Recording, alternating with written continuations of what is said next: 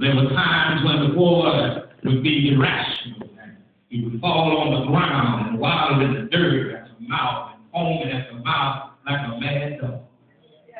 It's right there. Read the story. But much has been said about the agony of his father to stand and watch his son go through violent convulsions. It had to be agony upon the father to see his son go into violent jerking and losing his equilibrium, falling to the ground and foaming at the mouth. That had to be a sight for a father to see. Record tells us that if that wasn't bad, the situation was even worse. Because every now and then, the boy would be near a fire. And the demon presence within him would take charge of him and run him into the fire. Read it when you get home. I wish you could have been there to see the father running after him and sticking his arms and hands into the midst of the fire in order to get his son out of that fire. Well, I'm sure many times the father burned himself in an effort to rescue his son. And it didn't stop there. Those of us who know that the situation went even further, because when the boy would be near deep water, the same demonic presence would rage within the boy and throw him into the water in an effort to drown him. On numerous occasions, the father, again, can you see him running after his son, trying to save his son from drowning in the water. I want to tell you, the father went through much with his son. Every pain that his son felt, no doubt the father felt. But somehow or another, somewhere, the father had heard about Jesus. I mean, news of Jesus was all over town. His deeds had reached the ears of this disturbed and distressed father. And after having exhausted all else, he decided that Jesus is the one I need to see. Doctors couldn't do his boy no good. All else had proven to fail. He had his last ditch effort. He no doubt heard about Jesus being a wonder worker. He had no doubt heard that if you were hungry, Jesus was a man that could feed you. Maybe he heard about how Jesus served a banquet 5,000, 2 fishes, 5 loaves. He fed them all that they were fed, including women and children.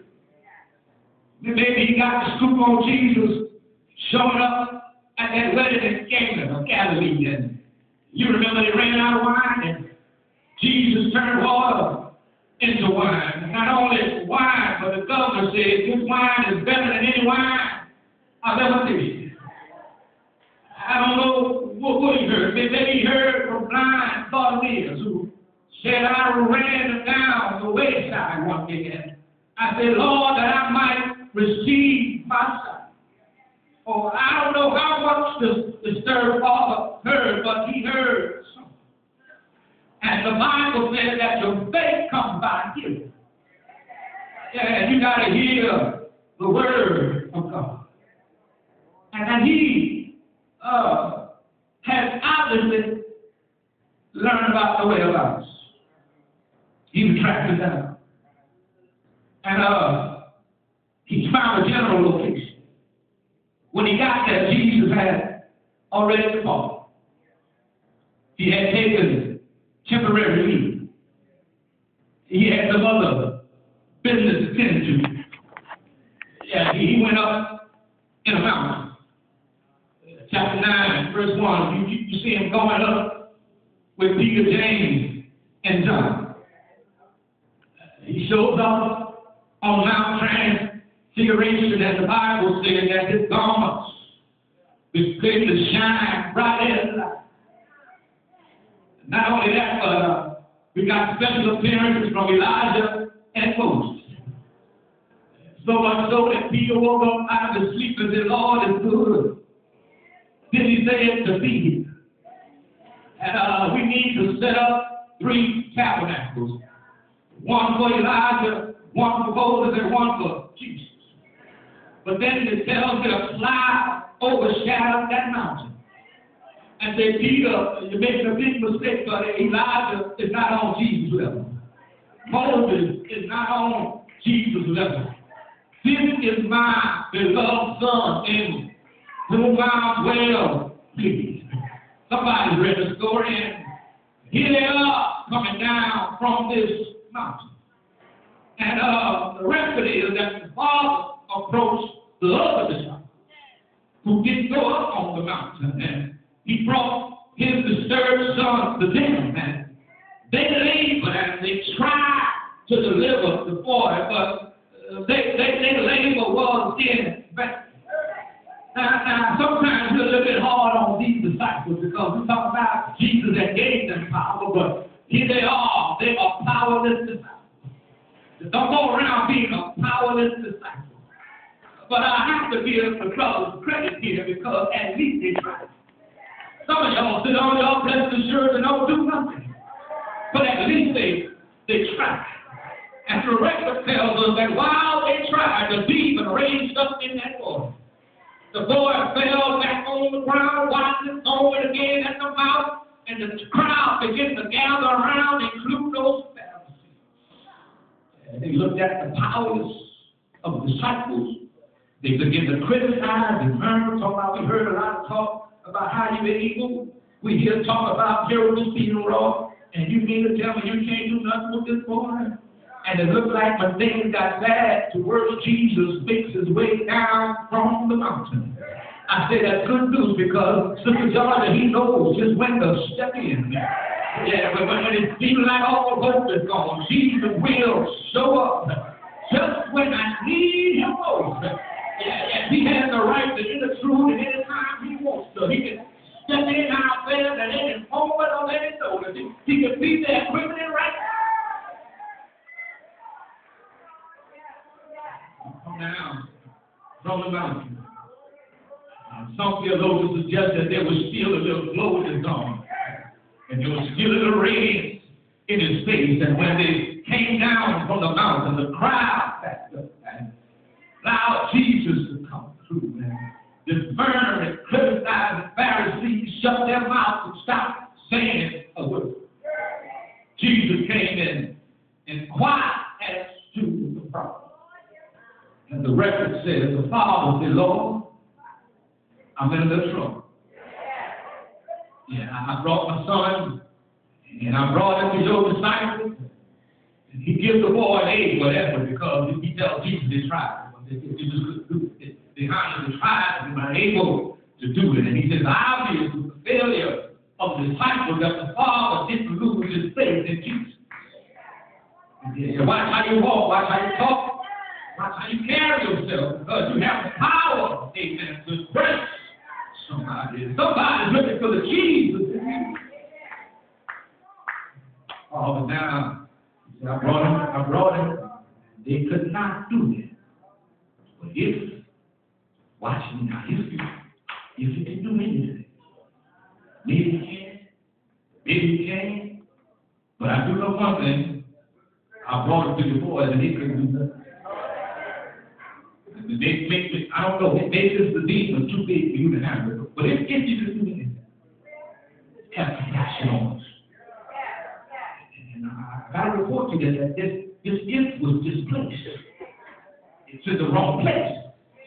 And that's not the only gift in the Bible that's in the wrong place.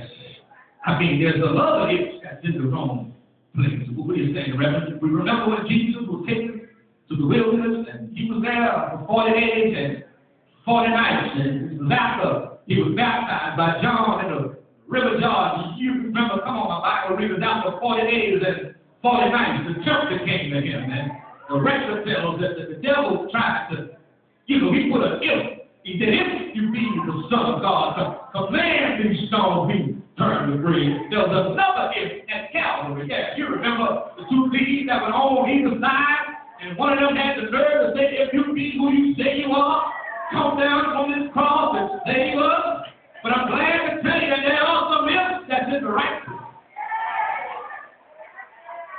Oh, yeah, I I kept on digging. I found a couple of ifs that's in the right place. I mean, if you go to 2 Chronicles chapter 7, somebody read it, you're going to find an if in the right place. Sister Robinson said, if my people, come on, we're just called by my name, shall humble themselves and pray and seek my face and turn from their wicked ways, then shall I hear from heaven, and then will I hear their land. Somebody read that. There's another if that's in the right place. I get happy every time I read it. Yeah, in the Psalm 124, it says, if it had not been. Come on, y'all read that. For the Lord who is on my side. Tell me where would I. Can I tell you about one little here? Yeah, that's in the right place. Yeah, Sister Jackson, you remember there was a woman with an issue of blood? And she had bled 12 years, and she was in our house getting ready, and all she said, Sister Bridget, was, if I could just touch. That's the if that's in the right place. She heard it. Jesus said, brother. Watch it. Jesus said, okay, I got your request. I got it. Now, before he could do anything with the boy, he got to deal with the daddy. Because he got to get his daddy to get the if in the right place. Because this is an if issue. Watch the text. Jesus looks at him. Watch the text. It's right there. He said, now the issue is that it's not if I can do it. The question is if you can do it. Yeah, that's the problem. And I come by to witness to you that God can move mountains when you always believe. Now, if you have the gift in the right place, everything will be all right. You see, the problem is right now, a lot of y'all not being blessed because you don't have the faith. But you do know if you got the faith, God has the power. And all God is waiting on you is to have enough faith.